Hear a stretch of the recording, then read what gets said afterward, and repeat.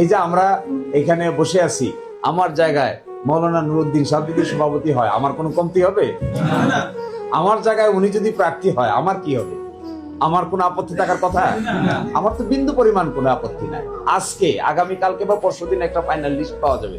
এই লিস্টে যদি আমাকে বলা হয় যে আমি এখানকার প্রার্থী হব না, উনি এখানকার প্রার্থী হব, আমি অন্য জায়গায় প্রার্থী হব, তাতেও আমার 2 পয়সার কোনো আপত্তি নাই।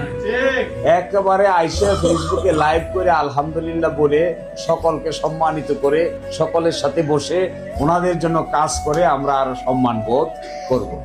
এই স্যাক্রিফাইস আমরা ছাড়া এই বাংলাদেশে কারো পক্ষে করা এত সহজ বিষয়। Very difficult job, very difficult job.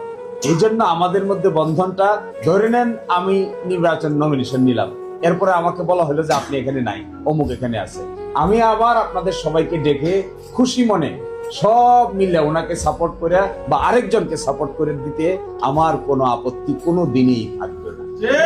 আমার ধারণা আমার অন্য ভাইয়েরও এরকম কোনো আপত্তি থাকবে না।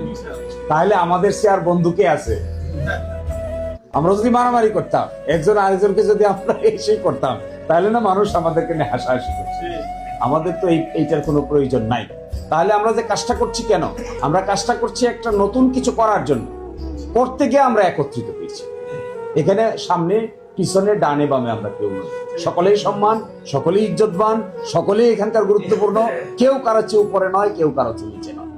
তো আমরা শেষ করে দিচ্ছি এই কথা বলে, ইনশাআল্লাহ যার ব্যাপারে এই সিদ্ধান্ত নেওয়া হোক না কেন কেন্দ্রীয়ভাবে আমরা সকলেই সে বা তাদের জন্য সম্মিলিতভাবে প্রচেষ্টা চালাবো ইনশাআল্লাহ।